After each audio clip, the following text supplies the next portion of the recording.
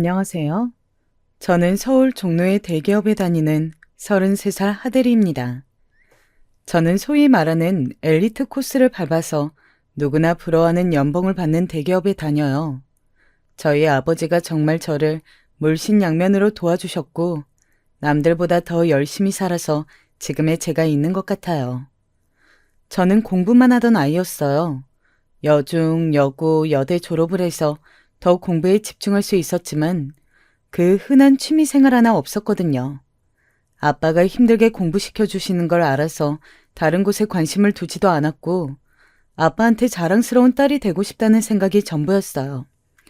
아버지 혼자서 저를 키워주셨기 때문에 내가 성공해야만 한다는 생각을 어릴 때부터 했던 것 같아요. 공부를 잘하는 편이라서 반장도 하고 싶었지만 반장이 되려면 엄마라는 존재가 꼭 필요하다는 것도 반장이 되었을 때 아빠가 도움을 주지 못해 가슴 아파하신다는 걸 알 정도로 빨리 철이 들었습니다.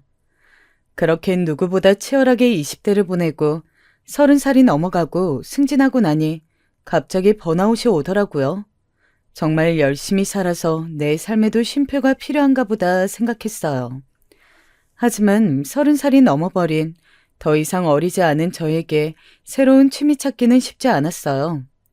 그러다 TV의 한 프로그램에서 목수 체험이라는 걸 보고 한번 해보고 싶다는 마음이 들었습니다. 그 프로그램이 저의 인생을 완전히 바꿔놓았네요. 요즘은 성인 취미 공방이 많더라고요. 주말반도 있고요. 그래서 주말반으로 첫 수업을 갔습니다. 다행히 4명의 소수 정예반이었고 아가씨는 저 혼자였어요. 50대 후반의 부부분과 60대 초반의 정년퇴직하신 아저씨와 함께 수업을 시작했습니다. 선생님은 제 또래의 목수이셨고요. 대구 사투리를 가진 선생님의 말투는 저희 아버지 고향 말투와 닮아서 더 정감이 갔어요. 지연 씨, 오늘부터 잘해봐요. 처음에는 몸살 걸릴 수 있어요. 보통 젊은 남성분이 신청하는 경우는 많은데 이렇게 젊고 예쁘신 분이 하시는 건 처음이라 저도 잘 부탁드리겠습니다. 6개월 동안 재밌게 수업해봐요. 미리 못 오시면 이 번호로 연락 주시면 됩니다. 하시는데 첫눈에 반한다는 말을 저는 30이 넘어서야 느껴봤네요. 2년 동안 죽어있던 연애세포가 살아나는 걸 느꼈습니다. 저랑 같이 수업을 들으시는 50대 부부분은 귀농을 준비하시면서 수업을 들으시는 거였는데 정말 사이가 좋아 보여서 부럽기도 했고 저 혼자 여자였다면 부담이 되었을 텐데 이모님 계시고 잘 챙겨주셔서 힘든 목공 수업도 한결 편했습니다.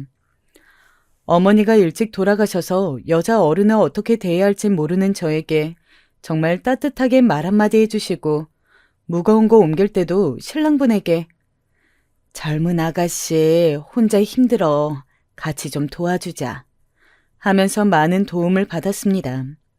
그 부부를 보면서 나도 저렇게 늙어가면 좋겠다 라는 생각을 많이 했습니다. 4번째 수업이 끝나고 회식 자리가 마련되었어요. 저희 수업의 최고령자이신 아저씨가 알고 보니 횟집 사장님이시더라고요. 그래서 인천까지 사장님 가게로 회식을 갔습니다. 돌아오는 길이 걱정되었지만 그래도 4주 동안 주말마다 7시간씩 만나서 연필꽂이부터 시작해 나무로 의자를 만들기까지 4명이서 한 팀이 되어서 정말 열심히 수업을 들어서인지 정이 많이 쌓여서 꼭 참석하고 싶었고 첫눈에 반한 선생님의 개인정보도 알고 싶었거든요. 우리 지은 씨는 33살이고 선생님은 몇 살이세요? 30대 중반? 우리 지연 씨가 소개 좀 해줘봐요. 반지도 없으시고 은근 무뚝뚝한 경상도 남자라 연애도 잘 못할 것 같은데. 아주머니의 말에 선생님은 수줍게 웃으시면서 저는 35살이고요.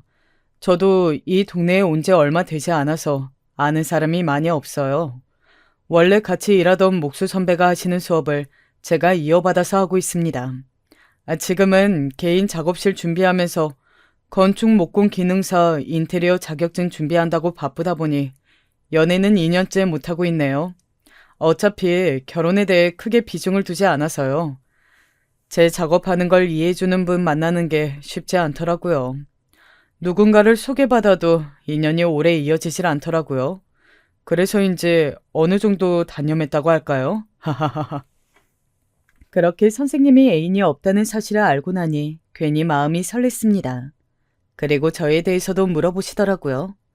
저 또한 바쁜 직장 생활에 너무나 힘들어서 리프레시할 무언가가 필요했고 근처에 목수 공방이 있기에 신청했으며 사는 게 바쁘다 보니 연애할 시간이 없었다고 말씀드리니 어르신 두 분이 아이고 나이도 비슷한데 한번 잘 해봐요 하면서 웃으시는데 싫지 않았습니다. 오히려 기분이 좋았어요.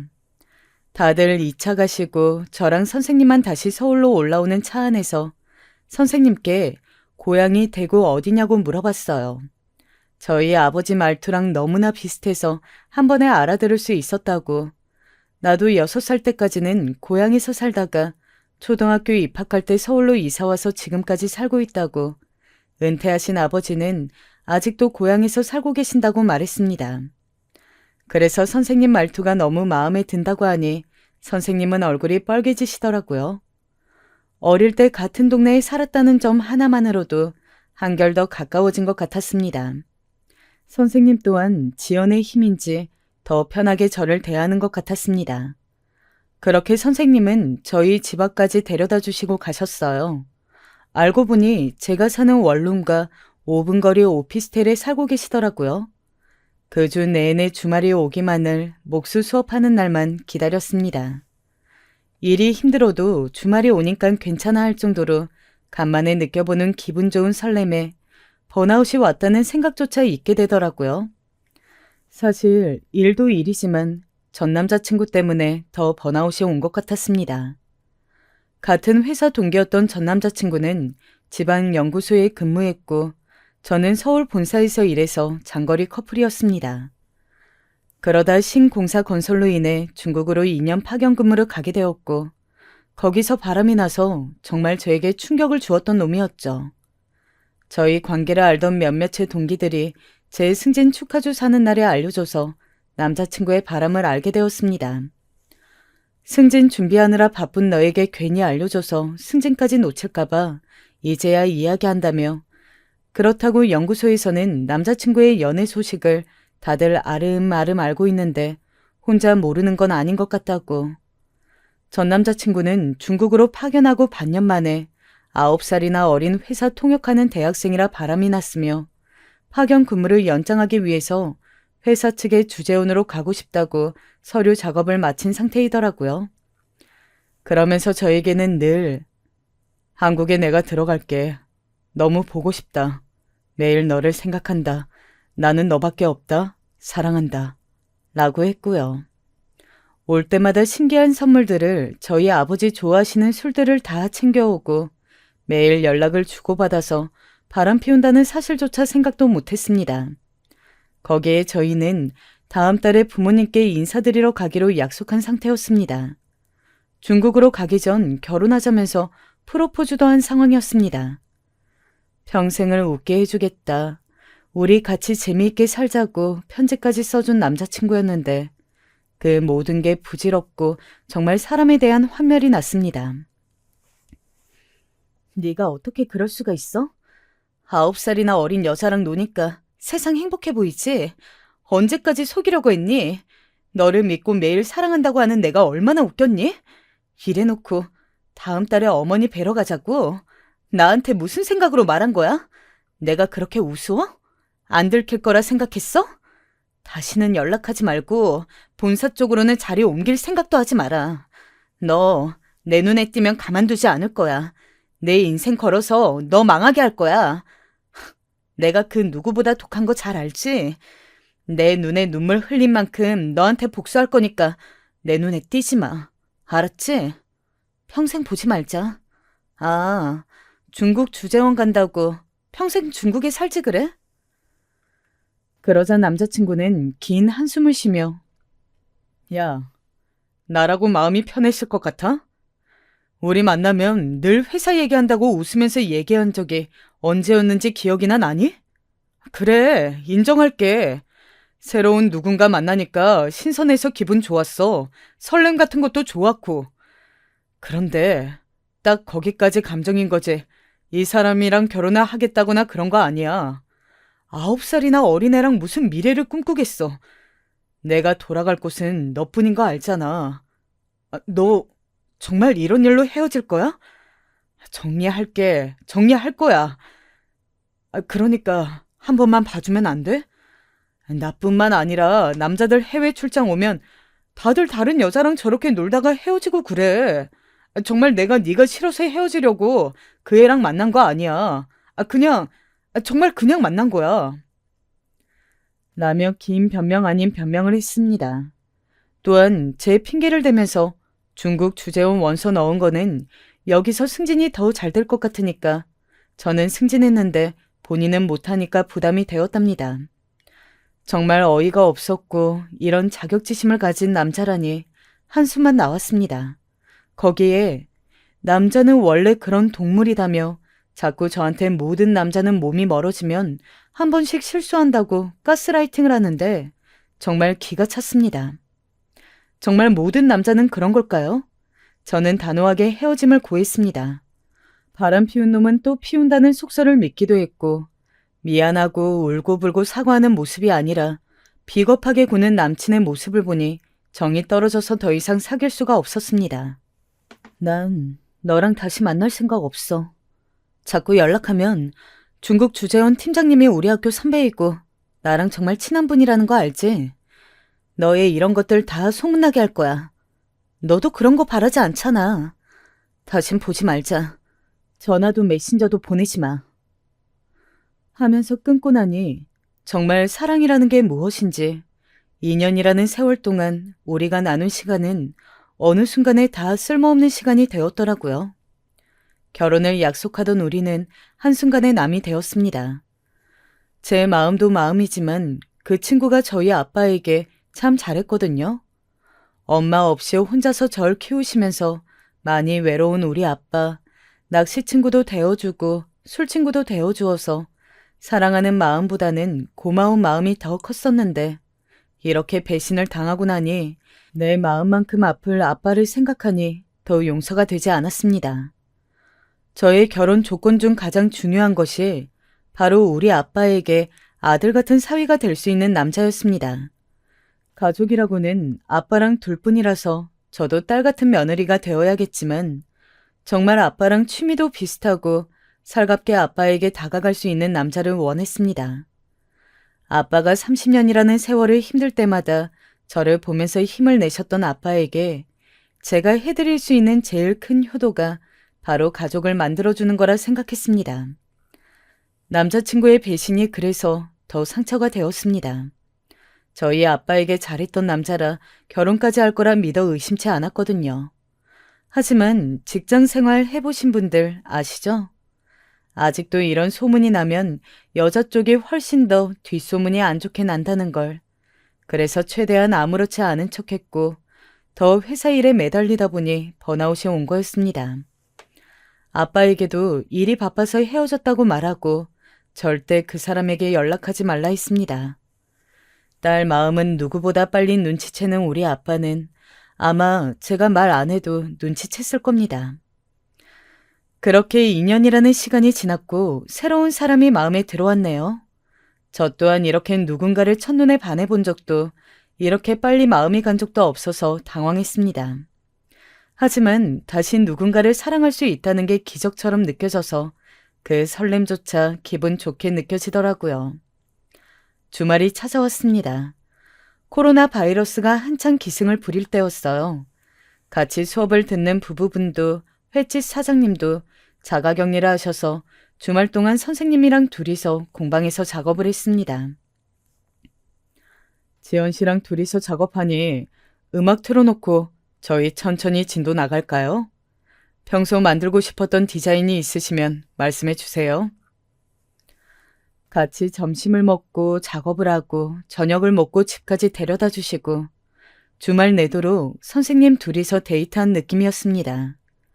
선생님이랑 이야기를 할수록 더 선생님에게 이끌렸고 선생님 또한 저에게 마음이 있는 것 같은데 먼저 선뜻 다가오지 않으시더라고요. 선생님, 제가 수업 끝날 때까지 기다리려고 했어요. 하지만 용기를 내어서 놓치지 않는 게 중요해진 나이인 것 같아요. 저는 선생님 말투도 좋고 저를 쳐다보는 눈빛도 좋고 선생님이 아니라 남자 김기석 씨에 대해 더 알고 싶어요. 선생님은 고민해 보시겠다고 하시더라고요. 사실 저도 지연 씨에게 마음이 없는 건 아니에요. 다만 제가 아직 몫으로서 기반을 잡은 상태가 아니에요. 지연 씨는 상관없다고 하시겠지만 아직 그렇게 많은 돈을 벌 수가 없어요. 저도 젊은 나이도 아니고 30대 중반에 이렇게 설레일 수 있다는 거 얼마나 힘든 일인지 저도 알고 있어요. 하지만 수업 끝나기 전에 우리 사이가 연인으로 확정짓는 건 아닌 것 같아요. 그러니 우리 시간을 두고 생각해봐요. 저 또한 지연 씨에게 호감이 있어요. 그 이상일 수도 있고요. 저를 좋게 봐주셔서 고맙습니다. 저는 선생님께 그런 수업 끝날 때까지 이렇게 썸을 타면서 서로 알아가 보자고 제안했고, 선생님은 그날부터 저에게 선생님이 아닌 기석 씨가 되었습니다. 그렇게 한 달이 지난 어느 날이었어요. 이번 주 목공 수업은 그 다음 주로 보강해 드리도록 하겠습니다. 죄송합니다. 라는 문자가 왔더라고요. 문자를 보자마자 연락을 했어요. 기석 씨, 어디 아파요? 무슨 일 있는 거 아니죠? 갑자기 수업을 못한다고 하니 너무 걱정이 되어서. 저의 걱정 어린 카톡에 바로 연락이 오더라고요. 새로 들어가는 작업을 하다가 손가락이 골절되어서 아무래도 뼈가 붙는 2주 동안은 수업도 쉬는 것이 좋을 것 같아서 수업을 미룬 거라고, 너무 걱정하지 말라고. 이제 병원에서 집으로 가는 길이라며 웃으며 전화를 끊는 글을 보니 반찬이라도 해서 가져다 주고 싶은 마음이 들었습니다. 혼자 살다 보면 아플 때 가장 많이 서러운 걸 자취해 보신 분들은 아시죠? 금요일 반차를 쓰고 집에 가서 가장 기본적인 반찬들을 만들었습니다. 전복죽과 함께 사들고 전화를 했어요. 오피스텔 앞 카페에 있다고 하니 그는 깜짝 놀라며 5분만 기다려달라고 했습니다. 아무래도 제가 평일인 금요일 오후에 올 거라 생각도 못한 거겠죠. 야구 모자를 푹 눌러쓰고 나온 그는 팔을 통깁스를 했고 얼굴의 상처 또한 누가 봐도 아파 보였습니다. 나무가 넘어지면서 상처난 거다, 괜찮다고 안 아프다고 웃는 그를 보니 더 마음이 갔습니다. 그리고 옆에서 더 챙겨주고 싶었습니다. 제가 만든 도시락통만 주고 가려 했는데 그를 보니 집에 올라가서 도와주고 싶더라고요. 반찬 해온 거 같이 먹어요. 제가 손이 커서 3인분씩 했네요. 혼자 먹기에 너무 많을 것 같은데 저도 만든다고 밥도 못 먹었어요. 여기까지 만들어 왔는데 커피 한 잔 마시고 가라 하는 건 너무하신 거 아니에요? 하니 그는 얼굴을 붉히면서 알겠다며, 다만 손이 다쳐서 청소를 못해서 더러울 수도 있지만 이해해달라고 했습니다. 그렇게 처음으로 그의 집에 갔어요. 20평 남짓한 오피스텔은 정말 모델하우스 같더라고요. 정리되어 있지만 사람의 온기가 느껴지지 않았습니다. 냉장고에는 그 흔한 김치조차 없었습니다. 저희 집이 휑하죠? 사실 반년 전에 어머니가 돌아가시고 짐을 다 처분하면서 이사도 하니 아직은 좀 썰렁해 보이죠. 아무래도 남자 혼자 살다 보니까. 여기 편하게 앉으세요. 지연 씨 덕분에 간만에 집밥을 먹겠네요. 혼자 살다 보니까 늘 배달 음식이었는데 잘 먹겠습니다. 우리 같이 맛있게 먹어요. 그의 이야기를 듣고 나니 왠지 눈물이 났습니다. 어머니가 돌아가시고 이 세상에 가족이라고는 한 명도 없는 그 느낌을 왠지 알 것 같았습니다. 작년에 아빠가 뇌출혈로 갑자기 쓰러지시고 수술 받으실 때 아빠마저 내 옆에 없으면 나는 정말 이 세상에 혼자이구나 라는 생각이 들어서 더 서러워 울었던 기억이 났습니다. 부모님 한 분이 없어도 그 빈자리가 얼마나 큰지 아시는 분들은 아실 겁니다. 그런데 기석 씨는 두 분 다 안 계신다고 하니 마음이 아팠습니다. 쓸쓸한 그의 미소를 보니 힘을 주고 싶었습니다. 씩씩한 모습으로 같이 저녁을 먹고 다시 집으로 그가 데려다 주면서 고백을 하더라고요. 지연 씨, 사실 제가 겁이 많습니다. 제 주위 사람들이 다들 빨리 떠나가서 다시 누군가를 마음에 담고 싶지 않았는데 사실 지연 씨가 알면 알수록 너무 좋은 사람이라 저 같은 사람 만나도 되는지 솔직히 잘 모르겠습니다. 하지만 이 나이에 이렇게 설레게 하는 사람을 다시는 못 만날 것 같아요. 제가 대기업 다니는 지연 씨보다 연봉이 적다는 것도 알고 계시죠? 하지만 이런 핑계 저런 핑계로 지연 씨를 놓치고 싶지 않아요. 우리 연애해봐요. 우리는 그렇게 연인이 되었습니다. 주말에는 공방에서 수업을 듣고 평일에는 평범한 연인들처럼 밥을 먹고 영화를 보고 헤어짐을 아쉬워하다 보니 1년이라는 시간이 지났습니다. 그는 생각보다 진중한 성격이고 혼자서도 살림도 일도 잘하는 스타일이었고 일이 많은 제가 바빠서 잘 못 챙기는 기념일도 챙기면서 로맨틱함도 보여주는 최고의 남친이었습니다. 1년이라는 연애 기간 동안 이 사람이랑 가족이 되면 어떨까 수없이 고민을 해봤습니다. 이 남자는 전 남자친구처럼 몸이 멀어지면 마음도 멀어져서 나를 배신하는 게 아닐까? 라는 생각이 들었지만 적어도 나를 배신하고 속이고도 어쩔 수 없었다. 이 여자도 좋고 너도 좋다는 비참한 말을 하면서 변명할 것 같진 않았습니다. 그날 저녁 아빠에게 전화가 왔습니다. 딸, 연애를 시작한 건 알겠는데 한 달에 한 번은 얼굴 보면서 밥 먹기로 아빠랑 약속했는데 우리 딸 너무 바쁜 거 아니야? 이번 주말에는 아빠랑 밥 한번 먹자. 아빠가 서울로 올라갈게. 딸 좋아하는 김치 담아서 올라갈 테니 주말에 보자. 통화를 끊고 나서 이번에 올라오시면 남자친구에 대해 말해야겠다 생각했어요. 남자친구에게도 말했습니다. 기석 씨, 우리 엄마가 나 6살 때 돌아가시고 아빠가 공무원 하시면서 적은 월급에 힘들게 나 공부시키고 뒷바라지 해주셨어. 지금 생각해보면 아빠도 기석 씨 나이에 혼자 되셨는데 지금까지 재혼 안 하시고 나 하나만 바라보면서 사신 분이라 나에게는 정말 소중한 부모님이야. 이번에 아빠 올라오시면 자기에 대해 말씀드리려고 해. 아마 내가 사랑하는 사람이라고 하면 좋아하실 거야. 지연 씨가 그러고 싶으면 그렇게 해요. 저는 괜찮아요. 다만 내 직업 때문에 아버님께서 반대하실 수 있으실 텐데 똑똑하고 예쁘고 돈 잘 버는 딸 주기 싫을 것 같아. 다음에 내가 만나 뵙게 되면 정말 잘할게. 아들이 없는 아빠에게 본인이 아들이 되어주겠다고 말하는 남자친구를 보니 더 아빠에게 소개해주고 싶었어요.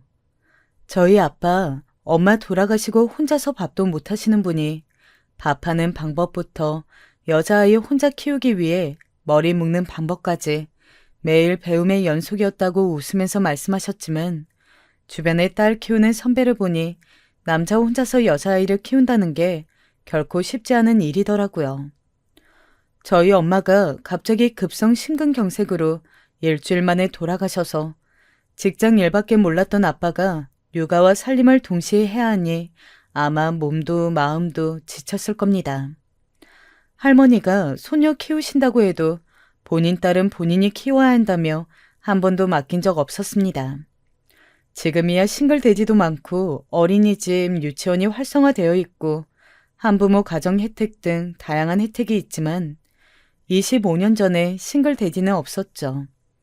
혹시나 재혼을 하면 딸아이가 상처받을까봐 재혼 자리도 전부 거절하신 걸로 들었습니다. 저 시집 보내고 나면 생각해 보시겠다고 한사코 거절하셨다는데 고모가 늘 아빠에게 잘해야 한다고 말씀하셨거든요. 그래서 지금 사귀는 이 남자가 더 아빠랑 잘 지낼 수 있을 거라는 확신이 들었습니다. 비록 나보다 연봉이 적을 순 있지만 그만큼 제가 남들보다 많이 벌고 있으니 별 문제 되지 않을 거라 생각했어요. 늘 아빠는 지연이가 좋은 게 제일 중요하지 라고 말씀하셨으니까요. 하지만 현실은 다르더라고요. 아빠를 만나고 밥을 먹고 분위기 좋은 카페에서 남친에 대한 이야기를 했어요. 아빠, 나 마음에 드는 사람이 생겼어. 아빠에게 말 안 했지만 2년 전에 전 남자친구가 바람을 펴서 나 몰래 오래 사귀고 있었는데 뻔뻔하게 남자는 해외 나가면 다 그런다는 식으로 말하더라. 그게 너무 상처가 되어서 평생 연애도 결혼도 안 하고 싶었거든. 그런데 취미 생활을 해보려고 한 목공 수업에서 지금 남자친구를 만났어. 직업은 목수고 나보다 2살 많은 사람이야. 부모님은 작년에 돌아가셨고 지금 만난 지 1년이 되었어. 아빠, 나 이 남자랑 결혼하고 싶어. 정말 같이 살고 싶은 사람이야. 이 사람 닮은 아이도 낳고 싶고 아빠에게 축하도 받고 싶어. 아빠, 한번 만나보실래요? 나는 절대 그놈 안 만난다. 아빠는 화를 내시면서 자리를 박차고 나가셨습니다. 딸한테 간단한 인사조차 안 하시는 아빠는 긴 문자를 보내셨어요. 지연아, 아빠가 지금 너를 보면 너무 험한 소리라 할 것 같아서 그러면 서로에게 너무 상처가 될 것 같아서 인사도 안 하고 대구에 내려간다. 학벌이 전부가 아니고 돈이 전부가 아니라는 거 안다. 하지만 인생이라는 게 현실이라 너만큼 배우고 너만큼 돈도 잘 버는 사람 만나서 풍족하게 살길 바란다. 이 나이 되도록 혼자서 너 하나 키우면서 좋은 곳에 시집 보내는 희망으로 살았는데 어찌 고아의 목수인 남자에게 시집 가려고 하니? 아빠를 생각한다면 이러는 건 아니다. 헤어지면 연락다오. 연락 기다리겠다. 아빠가 이 세상 떠나는 날에 이 남자면 우리 딸을 맡겨도 된다는 생각이 드는 사람. 적어도 미래가 불투명한 사람은 아니었으면 좋겠구나. 외동딸로 외롭게 자란 너에게 새로운 가족도 생기면 좋겠고 내가 없어도 잘 살아갈 수 있는 그런 집안의 귀한 아들을 사위 삼고 싶은 아빠의 마음을 이해해 주길 바란다. 라고 장문의 문자를 읽으니 눈물이 나더라고요. 아빠의 마음도 이해는 갔습니다. 전 남친처럼 부모님이 살아계시고 좋은 대학, 같은 직업을 가진 남자가 아빠 눈에는 더 좋아 보이시겠죠. 그렇게 아빠랑 헤어지고 하루 종일 울었습니다. 그날 저녁 그는 이럴 줄 알았는지 술과 치킨을 사들고 찾아왔습니다. 말없이 술 한잔하면서 자기는 아버지 마음도 이해한다며 내 딸이 나중에 이렇게 예쁘고 혼자서도 공부도 잘하면서 잘 컸는데 목수인 자기 같은 남자랑 미래를 생각한다고 하면 나도 반대부터 할 것 같다며 웃으면서 그래도 지연 씨가 먼저 떠나지 않으면 언제나 내 옆에 있겠다는 글을 보면서 저는 더 마음이 깊어갔습니다. 돈이 인생의 전부가 아닌데 내가 열심히 공부해서 대기업 들어간 것은 내 삶이 더 행복해지기 위해서 내가 사랑하는 사람들에게 물질적으로 더 많은 것을 해주기 위해서였는데 대기업 다니는 딸보다 돈 적게 번다는 이유로 직업에 대한 미래가 불투명하다는 이유로 얼굴조차 안 보겠다는 아빠에게 서운함이 앞서더라고요. 그렇게 한 달이라는 시간이 지났습니다. 그동안 아빠는 단 한 번도 문자를 보내거나 전화를 하거나 하지 않았습니다. 친구들을 만나서 고민을 털어놨어요. 그를 만나고 100일이 지났을 때 저의 베프 친구들에게 소개시켜줬거든요. 친구들도 처음에는 네가 왜 그런 조건의 남자를 만나는지 모르겠어 하면서 반대했다가 실제로 만나고는 다들 남자가 너무 진국이다. 정말 눈빛이 너를 하나하나 사랑하는 게 느껴져. 그래, 돈은 열심히 네가 벌어. 보니까 육아도 너보다 더 잘하실 듯해.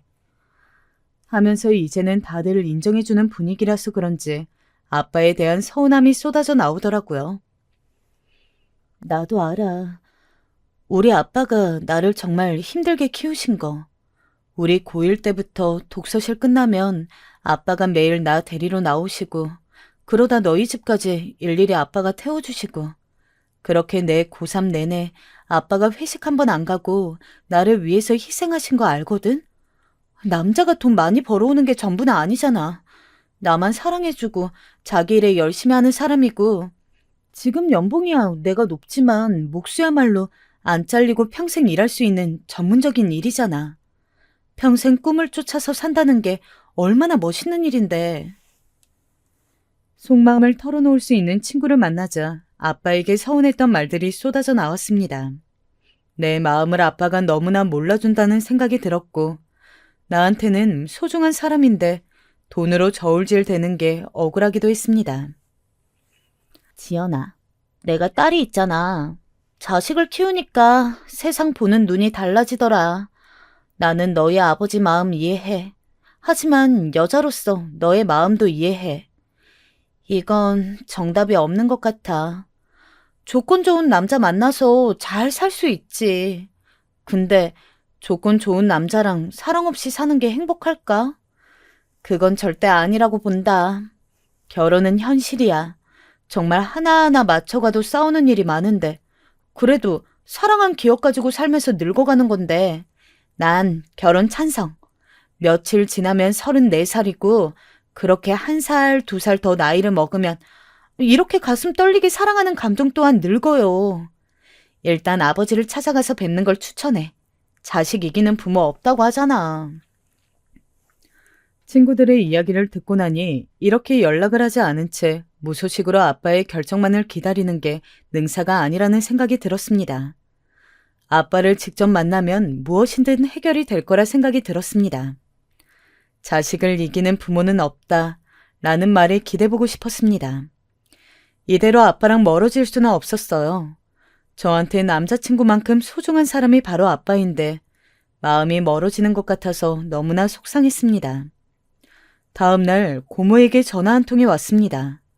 안 그래도 아빠의 안부가 걱정이 되었는데 고모 또한 저희 부녀가 걱정이 되셨겠죠.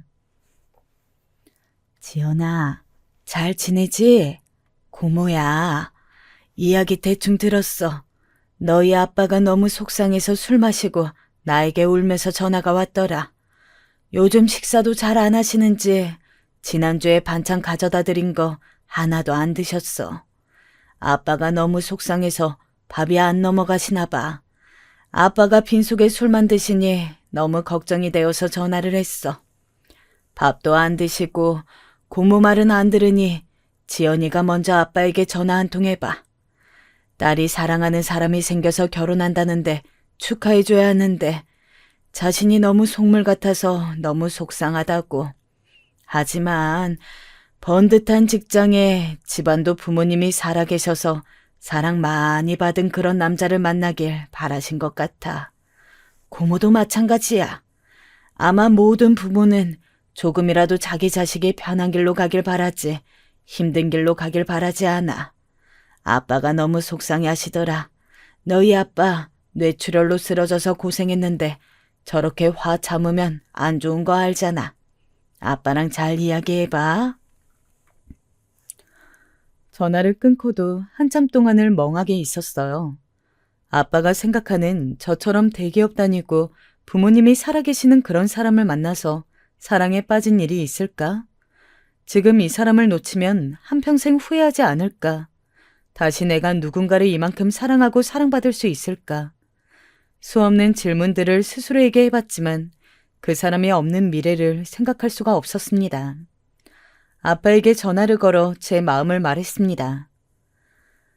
나에게 너무나 소중한 사람이에요. 조건이 아닌 사람 자체를 한 번만 봐주세요. 하지만 아빠는 듣기 싫다 한마디로 제 마음을 인정해주지 않으시더라고요. 매일 사람은 밥심으로 산다고 늘 딸 밥 걱정하는 아빠가 끼니도 거르시고 술만 드신다는 소리를 들었는데 괜히 아빠랑 더 통화하면 화만 더 내실 것 같아서 전화도 자주 할 수가 없었어요. 매일매일 보내는 제 카톡에 답장도 안 하시더라고요. 엄마 돌아가시고 25년을 둘이서 살아왔는데 아빠에게 무시당한다는 생각을 한 적이 없었는데 답장조차 안 하는 아빠를 보니 서러움에 눈물이 났습니다. 이럴 때 엄마라도 살아계셨다면 저를 이해해 주셨을까요? 주말에 둘이서 아빠가 계신 고향집으로 내려갔습니다. 초인종을 누르자 아빠는 소리부터 치시면서 당장 나가라고 얼굴 따위 보고 싶지 않은데 왜 데리고 왔냐며 대문조차 열어주지 않으셨습니다. 남자친구에게 너무나 미안한 마음이 들었습니다. 1시간 정도 밖에서 기다리다가 억지로 대문을 열고 들어가려고 하자 남자친구는 오늘은 그만 돌아가자 하면서 괜찮다며 각오한 일이라고 토닥여주는데 정말 눈물과 함께 미안함에 몸둘 바를 모르겠더라고요. 4시간이나 걸려서 운전해서 내려왔는데 문정박대를 당하니 서럽고 마음도 아팠습니다. 그렇게 또 일주일이라는 시간이 지났습니다. 남자친구는 이번 주에도 또 고향집에 내려가자고 하더라고요. 솔직히 지난주에 문전박대 하셨으니 이번 주에는 문을 열어주시겠지 생각했습니다. 얼굴이라도 보여드리고 인사라도 시켜주고 싶은 마음이 컸습니다. 고모에게 미리 내려간다고 언지를 드렸는데 아빠는 집에 계시지 않으셨습니다. 전화기 전원도 꺼두시고 사라지신 아빠는 아마 저랑 남자친구를 만나기 싫으셔서 일부러 자리를 피하신 거였습니다. 그날 아빠가 전화를 받으실 때까지 100통이 넘는 전화를 한 것 같네요. 주말 내내 아빠를 기다렸지만 전화 한 통 받지 않으시던 아빠 때문에 서울 올라오는 내내 울었습니다. 오히려 남자친구는 미안하다며 저를 달래주는데 너무 화가 났습니다. 아빠가 보실진 모르지만 문자를 보냈습니다. 이렇게 딸 마음에 상처 주면서 자리를 피하면 좋으시냐고. 한 번만 만나달라고 사정을 하는데 이렇게 피하면 나랑 인연 끊고 싶어서 이러시냐고. 아빠 없이 결혼식은 못하니까 혼인신고만 하고 살까? 아빠가 바라시는 게 이러는 거야? 저 또한 나중에 후회할 거라는 걸 알았지만 아빠에게 상처 주는 말만 나오더라고요. 그 이후 2주 동안 아빠는 저에게 연락이 없으셨습니다. 저 또한 연락을 안 했습니다. 어차피 제 전화를 안 받으시고 남자친구 연락도 안 받으시더라고요. 그 사이에 남자친구는 매일 아버지께 문자를 보냈다고 합니다. 자기소개부터 날씨 이야기, 야구 이야기 등 매일 안부 문자처럼 보냈다는 걸 한참 후에 알게 되었습니다. 수신 차단을 했는지 전화도 안 받으시던 아빠가 어느 날 전화를 받으시더라고요. 그날 저희 3명에게 큰 사건이 일어났습니다. 아빠, 잘 지냈어? 우리 너무 오랜만에 목소리 듣는다. 고모가 그러시던데 아빠 밥도 잘 안 드셨다면서. 아빠, 나 너무 속상해. 아빠, 우리 만나서 다시 얘기해요. 나 이번 주에 내려가려고 해. 그 사람이랑 같이. 한번 만나봐, 아빠. 그 사람 정말 좋은 사람이야. 우리 둘에게 좋은 가족이 되어줄 거야. 아빠 딸 믿잖아. 딱 한 번만 만나보고 정하자, 응?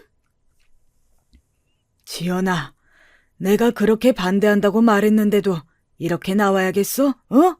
내가 너를 어떻게 키웠는데 정말 내가 나중에 너희 엄마 어떻게 보려고 내가 너희 엄마 그렇게 죽고 나서 매일 제사 때마다 우리 딸 좋은 곳에 시집 보내고 당당하게 갈게 라고 얘기했는데 네가 그런 남자에게 시집 가면 내가 너희 엄마를 어떻게 보겠니?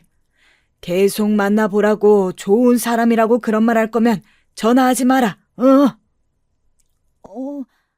아빠, 왜 그래? 아빠, 대답 좀 해봐. 아빠, 제발. 평소 혈압이 높고 뇌출혈이 있었던 아빠라 너무나 걱정이 되었습니다. 119에 신고를 하고 근처에 사는 아빠 친구분께 전화를 걸어서 병원으로 이송했습니다. 그 사이 저는 회사의 사정을 얘기하고 남친에게도 아빠 소식을 전하니 바로 저희 회사까지 왔습니다. 혼자 운전해서 내려가면 위험하니까 본인이 운전해 주려고 왔다고 남자친구와 함께 최대한 빨리 내려갔습니다. 병원에 잘 도착했다고 아빠 친구분이 전화가 왔지만 그래도 떨리는 손을 멈출 수가 없었습니다. 병원에 도착하자마자 의사 선생님을 만났습니다. 아빠는 갑작스러운 흉통으로 쓰러지신 거였고 다행히 사진상으로는 문제가 없으셨지만 한번 뇌출혈 수술을 했던 사람이기 때문에 다시 MRI를 찍어보고 이틀 정도 입원을 하자고 하더라고요. 아빠는 눈 뜨자마자 왜 왔냐며, 이렇게 아빠 속상하게 할 거냐며 소리를 치시고, 아빠 친구분은 어떻게 서울에서 이렇게 빨리 내려왔냐며 수고했다고 걱정 많이 했을 텐데 집에 가서 쉬다 오라고 하셨습니다. 남자친구가 운전해줘서 왔다고 지금 차 안에 있다고 하니 아빠가 한번 면상이라도 보자며 불러봐라 하시더라고요. 남자친구가 어디서 구했는지 과일 바구니를 들고 병실로 들어왔습니다. 저희 둘을 놀란 눈으로 보시던 아빠 친구분이 너 기석이 아니니? 김필 아들 김기석 맞지? 아이고, 네가 왜 여기에? 설마 지연이 남자친구가 기석이라고? 정말 놀라시는 아빠 친구분과 그 얘기를 듣고 더 놀란 우리 아빠. 알고 보니 아빠의 중마고 3인방 중 한 분의 아들이 바로 기석 씨였습니다. 아빠가 할아버지 돌아가시고 가정 형편이 어려웠을 때 아빠 학비까지 빌려준 친구가 바로 기석 씨 아버지였습니다. 저기, 진짜 자네 아버지 함자가 김필 맞는가? 대구에 살던 키 크고 얼굴 하얗고 얼굴에 화상 자국이 있는 김필이 정말 자네 아버지가 확실하나? 믿을 수가 없으신지 아빠는 같은 질문을 계속하셨어요. 네, 저도 어릴 때 대구에서 자랐습니다. 그리고 저희 아버지 함자가 김자 필자이십니다. 저희 아버지라 아세요? 저도 초등학교 때 아버지가 돌아가셔서 아버지 친구분들이 계셨다고 어머니께 듣기는 했지만 잘 모릅니다. 돌아가시고 바로 외갓집으로 이사를 가서요. 아이고, 어찌 일이 이렇게 되었지? 우리가 너를 얼마나 찾았는지. 너희 아버지 그렇게 사고로 돌아가시고 지연이 아빠랑 나랑 너희 아버지한테 받은 것들 너희 모자에게 갚아주려고 너희 어머니한테 연락도 하고 했는데 한사코 괜찮다고 하시더니 이렇게 만나네. 어머니는 잘 계시니? 저희 어머니 1년 반쯤 아버지 곁으로 가셨어요. 갑자기 쓰러지셔서. 그래서 지연 씨 아버님이 쓰러지셨다는 말에 많이 놀랐습니다. 작업 중에 바로 달려와서 제대로 된 복장이 아니네요. 다음번에 정식으로 찾아뵙겠습니다. 그날 저녁 아빠랑 둘이 병실에 있는데 아빠가 먼저 말을 꺼내더라고요. 아빠에게는 정말 소중한 친구가 둘 있는데 그중 한 명이 오늘 달려와준 친구고 또 한 명이 20년 전 먼저 저 세상 간 친구라고. 학교 다닐 때 학생회비 없을 때 남몰래 빌려주고 대학 입학금도 몰래 마련해준 그 친구 덕분에 대학까지 다닐 수 있었다고 정말 고마운 친구였다고 우시는 아빠를 보니 저 또한 마음이 아팠습니다. 저도 어릴 때부터 아빠에게 친구분 얘기를 진짜 많이 들었거든요. 저희 엄마 돌아가셨을 때 아빠를 대신해서 저희 집에서 어린 저를 케어해 주신 분이라고. 그때 저야 어린아이였으니 기억이 가물가물하지만 아빠 친구분이라는 분과 아주머니가 밥과 반찬을 차려주시고 늘 예쁜 옷을 사주시고 했던 기억이 났습니다.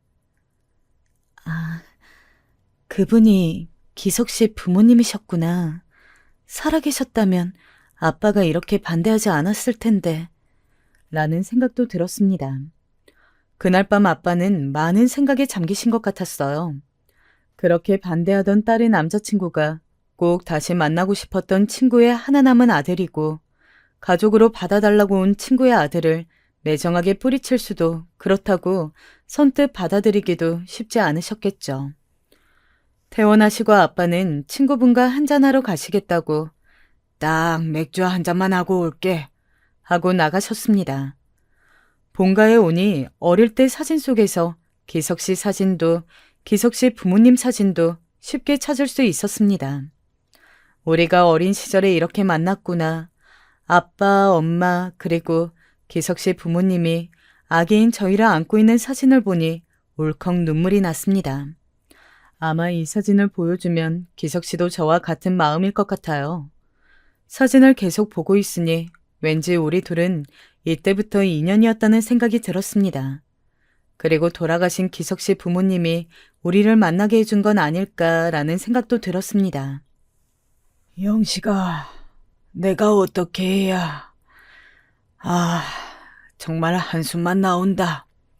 비리가 나한테 어떤 친구였는데 내가 힘들 때마다 제일 먼저 손 내밀어준 친구고 비리 부모님이 나한테 어떻게 하셨는데 도시락도 늘 2개씩 내 목까지 주시곤 했는데 살아생전 한 번도 갚아드리지도 못했는데 그런데 너도 알잖아. 내가 지연이 어떻게 키웠는지. 참, 사람이 간사하다. 우리 지연이 엄마 저 세상 가고 내가 무너졌을 때 나를 일으켜준 사람이 바로 비리네 부부인데 우리 딸 입학할 때 옷도 사주고 소풍날에 김밥도 만들어서 몰래 가져다주고 정말이지 내가 어떻게 해야 할지. 돈 많은 집에 시집가서 솔직히 우리 딸 편하게 살길 바라기도 했고 내랑 지연이 둘밖에 없으니 시댁 식구들이라도 식구가 많은 집에 시집가서 새로운 가족들이 생기길 원했어. 내가 정말 이기적인 놈이지. 그래, 알지. 너무 잘 알지. 지연이 엄마 그렇게 허무하게 가고 나서 30대 중반의 젊은 나이에 네가 혼자서 재혼하지도 않고 지연이만 바라보면서 좋은 아빠 한다고 그 누구보다 노력한 거 내가 다 안다. 하지만 비리가 너에게 아들 하나 줬다 생각하면 안 되겠니? 지연이도 잘 벌고 있고 목수도 비리 닮아서 손재주가 좋았나 보네. 요즘은 목수 같은 전문직도 알아준다더라. 우리 세대랑 다르잖아. 아들 녀석이 아빠 닮아서 손재주가 좋나 봐. 비리 녀석 닮았음 지연이에게도 잘할 거다. 비리가 재수 씨에게 얼마나 잘했는데 그 누구보다 지연이 아껴주고 사랑해주면서 살면 그게 잘 사는 거다. 너한테도 아들 하나 생겼다 생각하고 애들 마음 아프게 그만 반대하고 오늘은 딱 맥주 한 캔만 마시고 들어가자. 지연이 기다린다. 친구분이랑 이야기를 끝낸 아빠가 집으로 들어오셨어요. 아빠가 남자친구를 다시 한 번 더 보고 싶다고 하시더라고요. 주말에 같이 내려오라고 기다리고 있겠다고. 전 아빠를 안으며 아빠, 고마워요. 정말 고마워요. 아빠에게 쉽지 않을 결정이라는 거 알아. 정말 아빠 고마워. 주말에 봬요. 그에게 전화해 사정을 얘기했습니다. 그는 아버지 납골당에 와 있다고 하더라고요. 지연 씨, 나도 말이야. 아빠에게 찾아가서 처음으로 도와달라고 말하고 왔어. 엄마가 사실 혼자서 나를 키우시느라 정말 고생을 많이 해서 조금은 아빠에 대한 원망을 가슴속에 담고 살았어요. 근데 이 순간 아빠에겐 나 허락받을 수 있게 도와달라고 빌고 싶더라. 돌아가신 아빠 대신 지연 씨 아버지를 내 아버지로 생각하면서 살겠다고. 다음에는 지연 씨도 데리고 올 수 있게 도와달라고 말하고 왔어. 우린 서로 웃다가 울다가 긴 통화를 마치고 주말에 만났습니다. 한껏 꾸미고 나온 글을 보니 정말 이제 결혼 승낙을 받으러 가구나 싶었어요. 당일치기로 갔다 오려고 했는데 그는 한 짐을 싸서 왔더라고요. 왜 이렇게 짐이 많아? 라고 물으니 그는 아버지와 함께 일주일이라는 시간을 보내겠다고 하더라고요. 남자친구는 아빠가 좋아하는 낚시부터 삼성 라이온즈 야구표까지 아빠에게 제가 해드릴 수 없는 것들을 같이 하면서 친해지고 싶다고 말했습니다. 이렇게 마음이 따뜻한 남자가 내 남자라니 조건이 좋은 남자보다 결국은 편하고 언제나 내 편이 되어줄 수 있는 남자가 최고라는 생각이 들었어요. 결혼이 현실이지만 글쎄요. 그 매일 반복되는 하루가 행복해지는 조건이 아니라면 돈만 바라보고 서로 비슷한 학벌, 연봉에 맞춰서 하는 결혼만이 행복한 건 아니겠죠. 드디어 집에 도착했습니다. 아빠가 먼저 보고 싶다고 했지만 그래도 떨리더라고요. 그는 제 손을 잡고 걱정하지 마, 다 잘 될 거야 하면서 저를 안심시켰습니다. 아버지, 저희 왔습니다. 하면서 웃으며 집으로 들어갔습니다. 그의 손을 잡고 집으로 들어가면서 아, 나는 이 손을 평생 못 놓겠구나 라는 확신이 들었습니다. 이리 함께 온다고 수고 많았어. 내가 많이 생각해봤네. 우선 내가 자네 조건만 듣고 반대해서 미안하네. 자네도 홀어머니 밑에서 고생하면서 컸겠지만 우리 지연이도 내가 정말 귀하게 키운 딸일세. 만약 필이 아들만 아니었으면 계속 반대했을 거야. 하지만 필이가 자네 어머니한테 정말 잘했거든. 우리가 매일 마누라에게 잡혀 산다고 놀려도 자네 어머니 만나서 정말 행복하다고, 자네를 가졌다고 자랑했을 때도 자네 돌잔치 날에도 다 내가 있었다네. 자네 또한 내 아들처럼 우린 그렇게 키웠네. 아마 우리 아내가 일찍 저 세상 가지 않았고 자네 아버지가 오래 살아있었다면 너희 둘 다 더 일찍 만나서 오누이 같은 사이가 되었겠지. 어제 자네 아버지가 꿈에 나오더군. 나를 웃으면서 부르는데 자네 얼굴이랑 겹쳐서 보이는 거야. 그래서 결심했네. 자네를 내 아들로 받아들이겠다고. 우리 지연이 잘 부탁하네. 아버님, 정말 감사합니다. 안 그래도 혹시나 반대하시면 아버님 옆에서 일주일간 붙어서 허락받으려 짐 싸왔습니다. 사실 아버지가 일찍 돌아가셔서 아버지와 무언가를 추억을 공유한 적이 없습니다. 우선 아버님이 좋아하시는 낚시부터 배우겠습니다. 제가 손으로 하는 건 무엇이든 잘합니다. 아버님의 아들로서 그리고 지연 씨의 남편으로서 최선을 다해 살아가겠습니다. 정말 실망시켜드리는 일 없이 잘하겠습니다. 허락해 주셔서 감사합니다. 아빠, 우리 예쁘게 잘 살게요. 허락해 주셔서 너무 감사해요. 아빠랑 그렇게 싸우고 나 많이 울었어요. 나에게 제일 소중한 아빠인데 아빠 다시 쓰러질까 봐 내가 얼마나 걱정했는데. 아빠, 정말 고마워요. 그렇게 그는 저희 신랑이 되었습니다. 아빠 말씀으로는 저희가 오기 전날 기석 씨 아버님이 꿈에 나와서 그렇게 잔소리를 했다고, 그래서 저 세상 오면 다시는 친구도 안 할 거라고 말씀하셨답니다. 그리고 어머니까지 나와서 우리 아들 예쁘게 봐달라고 우시는데 기석이를 내 아들이다 생각하고 살아야겠다 마음먹으시곤 친구도 딸도 잃고 싶지 않다고 반대해서 미안하다고 하셨어요. 남은 생 동안 우리 부부 즐겁게 사는 모습 보고 가겠다고 마음을 먹고 나니 한결 편해지셨다고 웃으며 말씀하시더라고요. 내일은 아빠를 모시고 시아버지, 시어머니 납골당에 가보기로 했습니다. 정말 하늘이 이어준 인연이 있다는 말이 저희 부부를 두고 하는 말이 아닐까요? 이 인연을 소중히 여기면서 이제는 아빠와 저 그리고 예비 신랑까지 행복할 일만 남았네요. 만날 사람은 무슨 일이 있어도 만난다는 말, 저는 이제 그 말 믿으려고요.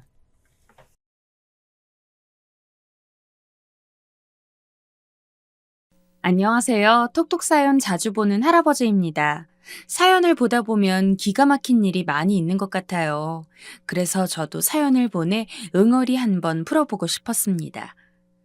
살면서 정말 아들 두 놈만 철석같이 보고 살아왔습니다. 어느 부모가 자기 자식 안 예쁘겠냐마는 저와 아내는 꽤 오랜 노력 끝에 기적적으로 두 아들을 얻을 수 있었어서 그런지 그 애정이 남달랐어요. 좋은 거 있으면 설사 온 가족이 나눠 먹을 수 있다고 해도 무조건 아들한테만 넘겨줬고, 아들이 뭘 해달라고 하면 진짜 어지간히 무리가 가지 않는 이상은 농사일을 더 해서라도 어떻게든 이뤄주기 위해 노력했습니다. 그나마 다행히도 저와 아내가 오래도록 힘겹게 일해 자가로 매매한 집이 있었기에 아무리 돈이 없어도 추운 겨울날 갑자기 밖으로 내쫓길 일은 없었다는 게 위안이었죠. 두 아들은 그럭저럭 남들과 비슷하게 학교를 나오고 성인이 되었습니다. 하지만 아무리 평범한 아들이라고 할지라도 원래 부모 마음이라는 게 자식이 연애하고 결혼할 때 그래도 자식보다 더 나은 환경에 있는 사람을 만났으면 하는 바람을 가지게 되는 게 일반적이잖아요. 저와 아내 또한 마찬가지였습니다. 강민아, 동호야, 나중에 결혼하고 싶은 여자친구를 만날 때는 무조건 너랑 환경이 비슷하거나 아니면 너보다 더 나은 사람을 만나야 한다. 큰아들, 작은아들 모두 적당한 대학을 졸업해서 자기 밥벌이를 할 만큼은 성장했습니다. 특히 큰아들은 회사를 다니지 않고 바로 자기 사업을 시작했는데 그 사업이 생각지 못하게 성공해서 어지간한 직장인들보다 큰 돈을 벌었죠. 가끔씩이지만 저희에게 용돈을 주기도 했습니다. 힘들게 키운 두 아들이 자기 몫을 하면서 사는 것만으로도 저와 아내는 여한이 없었어요. 어머니, 아버지, 저 결혼할 사람을 소개시켜드리고 싶어요. 그러던 중 작은 아들이 32살이 되었을 때 갑자기 결혼하고 싶은 여자가 있다면서 저희에게 인사를 시키고 싶다고 말을 하더군요. 그동안 여자친구 사귀는 건 눈치껏 알고 있었지만 결혼 이야기는 영 꺼내지 않아서 내심 더 늦게 하지 않을까 하고 생각하고 있었는데 예상보다 빨라서 기쁜 마음뿐이었습니다. 그럼 당연하지. 이번 주말에 네 엄마랑 내가 한상 거하게 차려놓을 테니까 데리고 오너라. 둘째 아들의 여자친구는 아들과 같은 회사에 다니는 동갑내기 직원이라고 하더라고요. 집안도 그렇게 나쁘지 않고 만났을 때 첫인상이 좋아서 둘째 아들과 딱 잘 어울릴 것 같았습니다. 무엇보다도 둘째가 그렇게 좋다고 하니 저희로서는 굳이 반대할 이유도 없었죠. 그 길로 상견례도 빠르게 끝마치고 둘째 아들은 금방 결혼해서 신혼집을 구해 자기들 인생을 살기 시작했습니다. 하지만 둘째 아들이 그렇게 결혼을 하고 나니까 자연스럽게 첫째 아들이 걱정이 되더라고요. 너는 요즘 만나는 여자 없냐? 은근슬쩍 물어봐도 아들은 만나는 사람 없다면서 정말 특별한 여자가 아니면 독신으로 살고 싶다고 말했습니다. 그때 첫째 아들 나이가 34이었기에 저나 아내는 나중에 혹시나 들어올 며느리가 건강한 애를 낳기 위해서라도 아들이 하루빨리 결혼했으면 했지만 본인이 그렇게 확고하니 저희로서도 더 해줄 말이 없었죠. 그냥 최대한 빨리 아들에게 맞는 짝이 나타나기를 바라는 수밖에요. 그렇게 시간이 흘렀습니다. 첫째 아들은 이제 40줄에 가까워지는 나이가 되어 있었죠. 첫째가 결혼하기를 바랐다고는 하더라도 그쯤 되니 저희도 자연스레 포기라는 걸 하게 되었습니다. 어머니, 아버지, 혹시 주말에 시간 괜찮으세요? 그런데 38살이 되어서야 이 녀석이 며느리 될 사람을 소개해주고 싶다고 말하더라고요. 저희가 가릴 게 뭐가 있겠습니까? 아들 녀석이 젊었을 때야 이것저것 며느리 될 사람 조건을 따져본다지만 벌써 38이나 먹었고 사업해서 돈은 어느 정도 번다고 해도 그거 말고는 썩 잘난 구석 없는 아들이었는걸요. 일단 이 녀석이랑 결혼 생각을 해준다는 것 자체가 저희에게는 감지덕지였습니다. 안녕하세요, 어머님, 아버님. 처음 뵙겠습니다. 솔직히 변변찮은 여자일 거라고 생각했어요. 딱히 여자애를 욕하는 게 아니라 제 아들을 봤을 때 아주 좋은 사람은 못 만날 것 같았거든요. 근데 아들이 데려온 여자는 무려 6살이나 어리면서도 꽤나 똑부러지고 심성도 착해 보였죠. 이런 말 하기는 좀 그렇지만 왜 이런 여자애가 우리 아들 같은 놈을 만났는지 이해가 잘 안 됐습니다.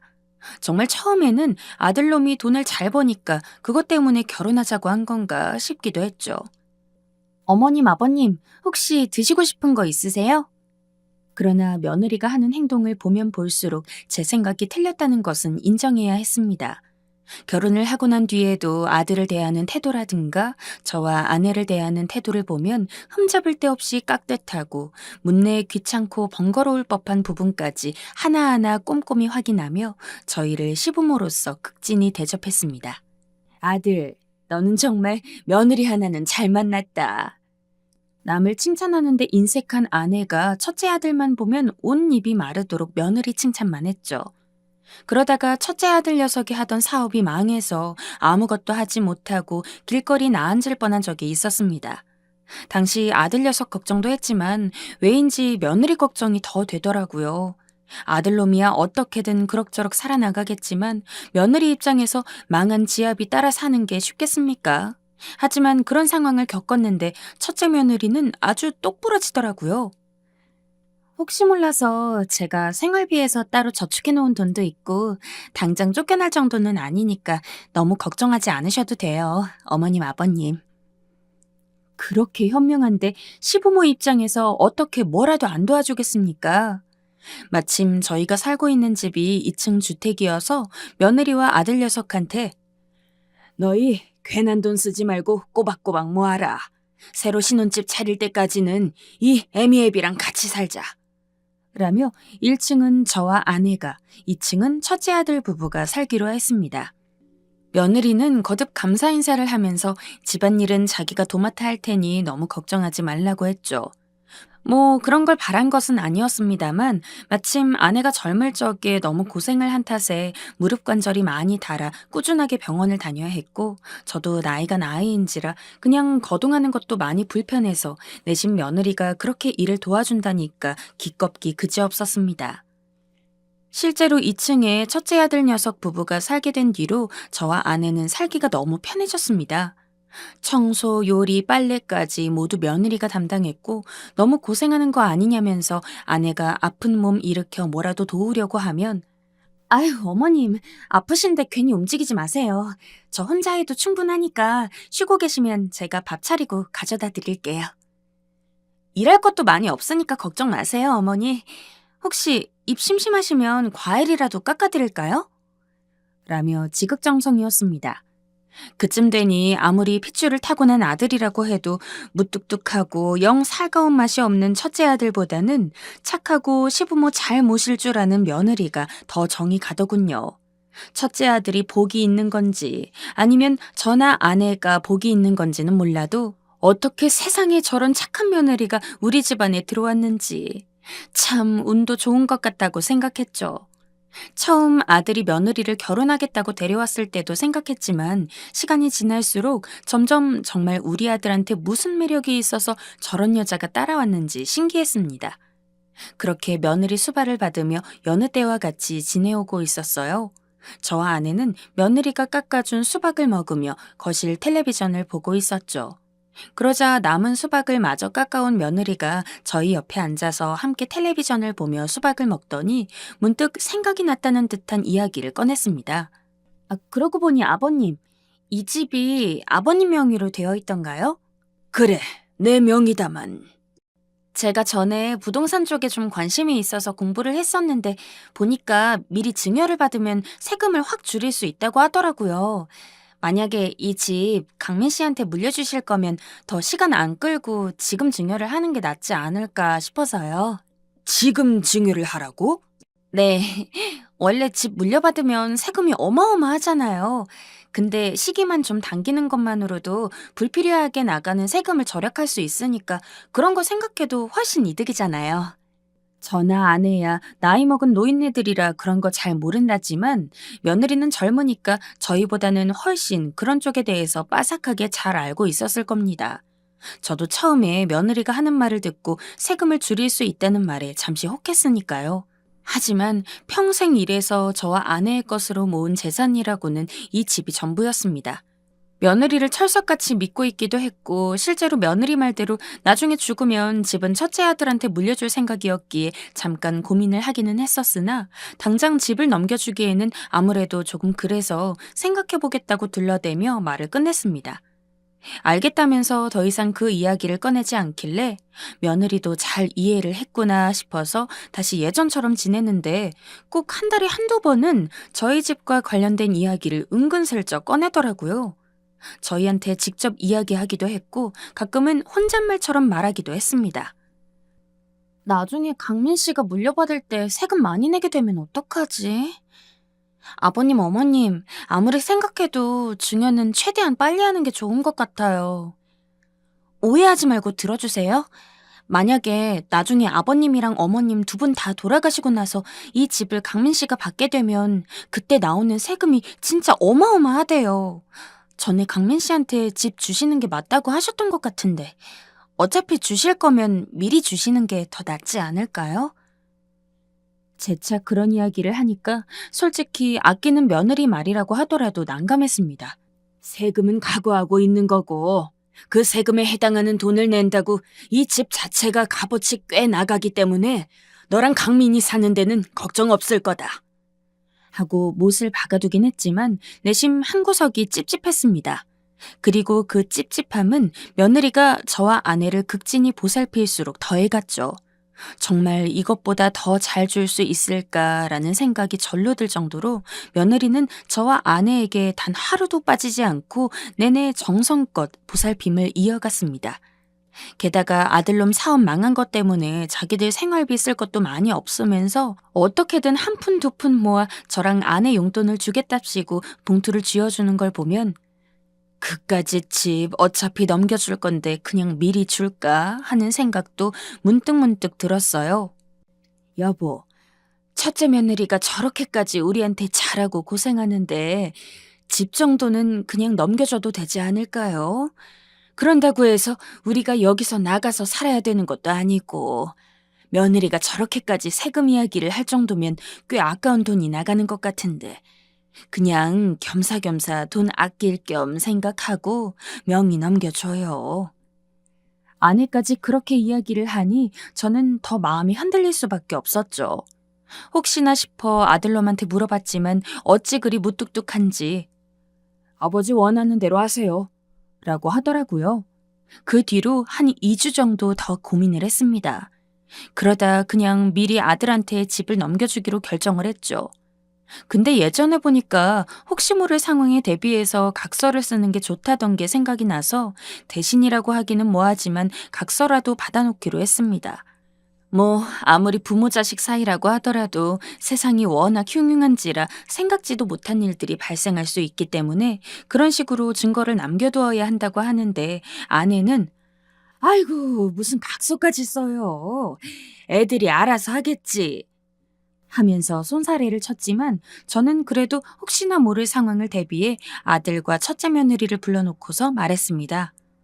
며느라가가 그렇게까지 빨리 물려주는 게 좋다고 하니 내 오늘 이 집을 강민이 명의로 양도할 건데 대신 이 각서는 써야 한다. 별 내용은 아니고 나랑 네 애미 죽을 때까지 부양할 거라는 내용이니까 대충 읽어보고 아래 서명하면 된다. 첫째와 며느리는 알았다면서 바로 각서에 서명을 했고 저는 바로 집 명의를 아들한테 넘겨줬습니다. 그리고 둘째 아들놈 손주 중에 뇌병변을 앓고 있는 녀석이 있었는데 아픈 아들 키우느라 둘째가 워낙 고생을 하는지라 그 부분에 대해서도 첫째한테 내 이것까지는 각서에 넣지 않겠다만 동생도 힘들게 사니까 네가 장남으로서 많이 도와줘라 라고 당부했습니다. 그 뒤로 약 1년 정도까지는 아무런 문제도 없었습니다. 며느리는 여전히 저와 아내를 열심히 챙겼고 아들도 그전까지는 좀 무뚝뚝하다가 그래도 비싼 집 물려받아서 효도를 해야겠다는 생각이 드는지 답지 않게 저와 아내 먹으라며 갈비를 사다 주기도 하고 보약을 지어주기도 했죠. 평생 살가운 행동이라고는 한 번도 한 적이 없는 아들이 그렇게 은근히 효도를 하니까 처음에는 좀 낯간지러웠지만 그래도 이런 모습을 볼 줄 알았으면 진즉 물려줄 걸 그랬다는 생각도 했습니다. 하지만 1년이 지난 후부터 아들과 며느리는 점점 달라지기 시작했어요. 이전에는 아픈 아내와 몸이 안 좋은 저를 위해서 며느리가 저희 입맛에 맞는 요리를 자주 해주곤 했는데 갑자기 기본적인 밥조차도 챙겨주지 않아서 정말 일주일 내내 김치만 먹은 적이 있었습니다. 아가, 요즘 많이 바쁘니? 다름이 아니고 반찬이 먹을 게 없어서. 요새 할 일이 많아서요. 이따 장 보러 갈게요. 하지만 그렇게 지적을 해줘도 고치는 건 잠시뿐이었습니다. 나중에는 제가 뭔가를 말하면 제가 알아서 할 테니까 그만 좀 이야기하세요. 라며 버럭 소리를 지를 때도 있었죠. 일이 힘들어서 그러겠지. 잠깐 예민해서 그런 걸 거야 하고 참아 넘기는 것도 한두 번이었습니다. 저도 저지만 아내도 제대로 돌보질 않으니까 날이 갈수록 아내가 쇠약해지더라고요. 끼니도 제대로 안 챙겨주는데 청소라고 제대로 했겠습니까? 온 집안이 먼지로 구석구석 뒤덮여도 자기네들 사는 공간만 열심히 청소하고 저와 아내가 있는 곳은 일체 들여다보지도 않았어요. 아내가 아픈 몸을 이끌고 일어나서 청소를 하는 거를 억지로 말리고 제가 나서서 청소기 돌리고 물걸레질하고 그랬지만 저라고 몸이 건강한 것도 아니니 삭신이 쑤셔 미치겠더라고요. 분명 집을 넘겨주기 전까지만 해도 일주일에 3번은 내려와서 대청소를 해줬고 매 끼니마다 이야기도 하기 전에 식사를 차려줬으며 때때로 간식까지 챙겨주던 게 며느리였습니다. 아가야, 오늘 청소하는 김에 1층도 부탁한다. 해드리긴 할 건데요. 아버님이랑 어머님도 좀 부지런해지실 필요가 있는 것 같아요. 언제까지 제가 청소해드릴 수는 없잖아요.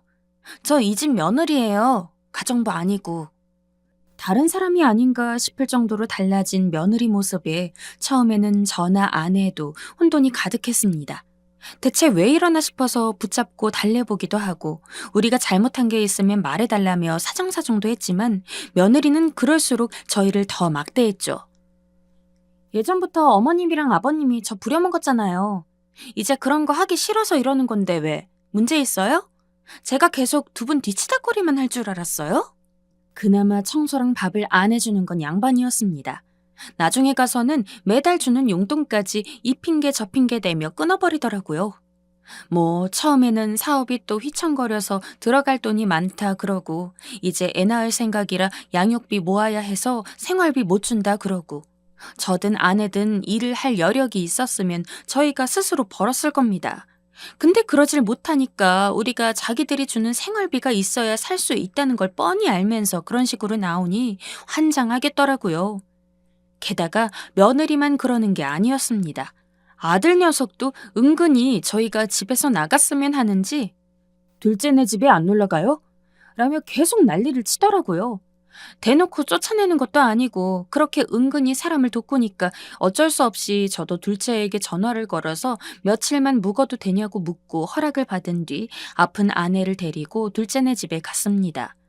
그런데 첫째 녀석이 저희가 둘째네 가자마자 갑자기 통장으로 100만 원을 입금해 주더니 이왕 올라간 거 조금 오래 쉬다 오라면서 바로 돌아올 생각은 하지 말라 그러더라고요. 말투만 협박이 아니었지 내용은 거짓 협박이나 다름없던 것 같습니다. 어차피 저도 아내도 확연하게 변해버린 첫째 녀석과 며느리 때문에 속이 많이 끓고 있던 상황이고 둘째도 이왕 온 거 손주들 많이 보고 가라며 오래 묵어도 괜찮다고 해서 그냥 아예 요양 온 기분으로 한 2주가량을 둘째네 있다가 올라갔습니다. 우리 오늘 집에 돌아갈 거다. 가기 전에 아들한테 연락을 했지만 이상하게 답장이 없더라고요. 나중에 알아서 확인하겠거니 싶어서 버스를 끊고 다시 살던 집으로 향했습니다. 근래 둘째 집에 있을 때는 영 편해 보이더니 아내는 다시 첫째 녀석과 며느리를 봐야 한다는 생각에 심란한지 집이 다 와가니까 한숨을 푹푹 쉬더라고요. 그 마음이 이해가 안 되는 건 아니어서 돌아가면 우리 제대로 이야기해서 애들 정신 좀 차리게 하자. 라며 다독이고 집으로 향했습니다. 그리고 현관문 앞에서 비밀번호를 눌렀죠. 근데 분명 맞는 비밀번호를 눌렀는데 문이 안 열리는 겁니다. 그새 내가 노망이 났나 싶어서 아내한테 여보, 나 비밀번호 잊어버린 것 같은데 당신이 좀 열어줘요. 하며 아내에게 맡겼지만 아내 역시 문을 못 열었어요. 분명 비밀번호 맞게 눌렀는데 이상하네. 몇 번을 시도해도 소용이 없었죠. 저는 첫째 아들한테 전화를 걸었습니다. 신호음이 수십 번을 울려도 받지를 않았고 며느리 역시 마찬가지였어요. 도무지 영문을 모르겠어서 열쇠수리공이라도 불러야 하나 고민하고 있는데 인기척이 느껴지길래 뒤를 돌아보았습니다. 근데 모르는 사람이 대문을 넘어서 현관 쪽으로 오더라고요. 서로 눈이 마주쳤는데 그쪽도 엄청 어리둥절한 표정이었습니다. 죄송한데 누구세요? 여기 집주인인데 혹시 저희 아들이랑 아는 사이이신가요? 아드님이요? 여기 2층 사시는 분 말씀하시는 건가? 저는 여기 세입자거든요. 세입자요? 2층에서 같이 사시는 건가요? 아니요, 여기 1층에 들어왔습니다. 알고 보니까 아들이랑 며느리가 저희 부부가 둘째 아들 내에서 살고 있을 때 저희 짐을 다 빼놓고 1층에 세를 받은 거더라고요. 일부러 좀 저렴한 가격에 내놔서 사람이 빨리 차게 해서 아예 저희가 못 들어오게 한 뒤 비밀번호까지 바꿔둔 것이었습니다. 바람도 차서 뼈가 시린데 졸지에 집 없이 덩그러니 쫓겨나 버리니 어안이 벙벙하고 나중에 가서는 비참하고 서러웠습니다. 일단 돈 주고 집에 들어온 사람이니까 이 사람들을 어떻게 할 수는 없었기에 저와 아내는 몸을 녹일 겸 근처 카페에서 커피를 마시다가 결국 둘째 녀석한테 다시 전화를 걸었습니다. 너희 형이 우리가 너네 집 간 사이에 1층 짐을 아예 빼버리고 다른 사람한테 세를 줬단다. 우리 어쩌면 좋으니? 둘째가 너무 놀라면서 일단 자기 집으로 오라고 하길래 아내를 부축해서 다시 버스를 타고 둘째 녀석 집으로 갔습니다. 둘째는 저희에게 자초지종을 자세히 듣더니 화를 내면서 자기 형한테 전화를 걸어보겠다고 하더라고요. 둘째가 방에 들어가서 전화를 한지라 뭐라고 하는지는 잘 못 들었는데 꽥꽥 소리를 지는 걸로 봐서 얘기가 잘 안 통한 것 같았습니다. 아내는 눈물만 펑펑 흘리고 저나 둘째는 대체 어떻게 해야 이 사태를 해결할 수 있을지 고민을 하는데 문득 처음 첫째 녀석한테 집을 넘겨줄 때 각서를 썼던 게 기억이 났습니다. 혹시 몰라서 각서는 늘 제 지갑 안에 넣어뒀기에 그걸 꺼내서 둘째한테 보여주며 이거 가지고 법적 대응하면 되려나? 하고 물었더니 둘째가 불효자 소송이라는 게 있다면서 자기 친구가 변호사 사무실 하고 있으니까 한번 가서 상담해보자고 그러더라고요. 다행히 가서 물어보니 각서는 증거 자료로 충분하고 현재 집에서 무통보로 쫓겨난 것 또한 각서를 어기는 사항이 되기 때문에 소송하면 저희가 이길 가능성이 높다고 했습니다. 그래서 더는 아들 녀석한테 전화도 안 걸고 바로 둘째가 아는 변호사를 선임해서 소송부터 걸었어요. 첫째는 그때서야 위기감을 느꼈는지 자기도 변호사를 선임하면서 한편으로는 저한테 연락을 했지만 일체 받지 않았습니다. 오랜 시간 동안 법적으로 실랑이를 한 끝에 결국 저희는 집을 돌려받을 수 있었죠.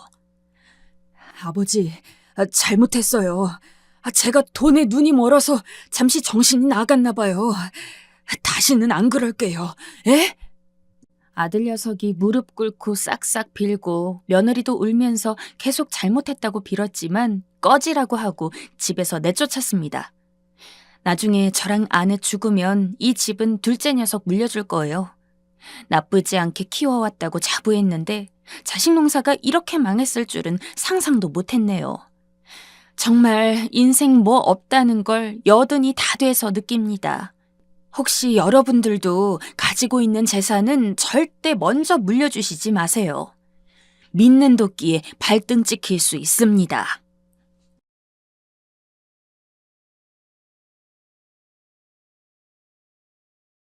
안녕하세요. 결혼하고 시댁 문제 때문에 골머리를 앓던 주부입니다.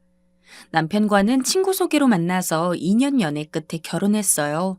연애하던 시절에 본 남편은 참 예의가 바른 사람이었어요. 처음 만났을 때도 그런 모습에 반했어요. 거기다 말투도 조곤조곤하고 사람이 침착해 보여서 매력적이었죠. 무엇보다도 사람이 잘 당황하는 법이 없었어요. 항상 차분하고 옳고 그름을 따져나가는 모습이 우유부단한 제 눈에는 참 멋있게 보였죠. 그래서 조건 집안 따질 거 없이 사람만 보고 결혼했어요. 어차피 저도 남편도 그저 그런 소시민 집안에서 자라서 특별히 내세울 것은 없었어요. 신혼집도 전세로 출발해서 그냥저냥 모으면서 살았고요. 다만 그래도 저희 집은 아버지가 교직에 계셨고 어머니도 일을 하셔서 어렸을 적부터 돈이 부족했던 기억은 없어요. 그런데 남편 집은 말 그대로 물려받을 것도 하나도 없겠더라고요. 두 분 건강 안 좋아지셔서 일 놓으시면 그걸로 수입도 없으실 것 같았는데 저희 부모님도 남편을 마음에 들어 하셔서 그냥 조건 보지 말고 결혼하자고 생각했어요. 그런데 결혼을 하고 나니 연애 때 설레던 마음은 오래 안 가더라고요. 왜냐하면 남편이 연애 때랑은 조금 태도가 달라졌기 때문이에요. 그 배려심 많고 저를 존중해주던 사람은 어디 가고 영 어리버리한 사람이 눈앞에 있더라고요. 일재주가 좀 없다고 해야 하나? 자기 나름으로는 집안일을 한다고 하는데 결국 다 다시 제 손을 거쳐야 되니까요. 본인은 그런 줄도 몰라요. 맞벌이 하는 와중에도 주말만 되면 뭐 맛있는 것 좀 만들어 봐라 그러고 예의 바른 거랑 눈치 빠른 거는 좀 별개더라고요. 제가 남편의 장점 몇 가지를 보고 그냥 남편은 다 잘하는 줄 착각한 거였어요. 남편이야 적당히 혼내면서 가르쳐서 살면 되는데 문제는 시집 식구들이었어요. 시댁을 찾아뵈면 앞장서서 이 일 저 일 하는데 시어머니는 그게 그냥 당연한 건 줄 아시나 봐요. 제가 며느리니까 당연한 걸 순 있는데 뭐만 하면 따라다니면서 입을 대세요. 맨날 친정에서 어떻게 배웠냐 그러시고요. 처음에는 저도 네, 어머님 가르쳐 주시면 그대로 따라할게요. 하면서 맞춰드렸는데 가만히 보니까 그냥 본인께서 일하는 방법이랑 안 맞으면 그냥 하는 소리 같았어요. 사람 세워놓고 욕보이는 것도 아니고 좀만 틀어지면 친정 소리를 하니까 저도 듣기가 민망했었죠. 아무리 악의 없이 하는 말이라지만 그게 몇 번 반복되니까 말할 때 남을 배려를 안 하시는 분 같았어요. 시누이는 대놓고 사람이 좀 이상했어요. 평소에도 좋게 말하면 자유분방한 스타일이고 그냥 대놓고 말하면 계획 없이 마음대로 사는 것처럼 보였는데 저한테 예의도 잘 안 갖추고 먼 일만 있으면 저한테 떠넘기려고 하더라고요. 시댁 제사가 있어서 음식 준비를 하면 코빼기도 안 비치고 나가서 놀다가 제사 끝나면 음식 먹기에 바빴어요. 한 번은 제사 준비하고 있는데 시어머니가 시누이에게 들어올 때 뭐 좀 사오라고 심부름을 시켰더니 자기는 사람 만나느라 늦게 들어온다고 음식 준비하는 저더러 좀 사오라고 문자 메시지를 보내더라고요. 얼마나 기가 막히든지 집에 돌아와서 남편한테 시누이 이야기를 좀 했어요. 저도 일하는데 자기 집 제사에 어쩜 그렇게 행동하냐고 했죠. 냅둬. 걔는 원래 어렸을 때부터 일 같은 거 시켜도 절대 안 했어. 고집이 얼마나 센지. 원래 그런 게 어딨어? 자기, 우리 집 와보면 느끼는 거 없어? 우리 집에서는 어렸을 적부터 자기 일은 자기가 하지 누가 해주고 그런 거 없었어. 애야? 쏙 빠져있게? 모르면 가르쳐야지. 오빠가 돼서 그런 말도 못해? 아이고, 골치 아프다. 아, 그냥 둬라. 네 말대로 애다, 애. 어릴 때도 안 하던 걸 이제 나이가 저런데 뭘 가르친다고 말을 듣겠냐? 그러면서 어차피 이제 곧 시집 갈 테니 냅두라고 했어요. 아니, 그러면 시누이가 놀다가 시집 갈 동안 일은 저 혼자만 하나요? 남편이 시집살이 더 시킨다더니 바깥일에는 옳다 그르다 잘 따지는 사람이 자기 집안에서는 뭔 부조리가 있어도 신경을 안 쓰더라고요. 결혼하기 전에는 남편 흉 보는 사람은 자기 얼굴에 침 뱉기라고 생각해서 나는 결혼하면 남편 흉은 절대 안 볼 거라고 생각했는데 사람들이 그러는 데는 다 이유가 있더라고요. 그래서 저도 어느 순간부터 친구들 만나면 남편 흉 보는 일이 늘어났어요. 그러면서 친구들 조언도 듣고요. 아휴, 그거 골치 아프네. 남편이 못 막아주면 방법 없어.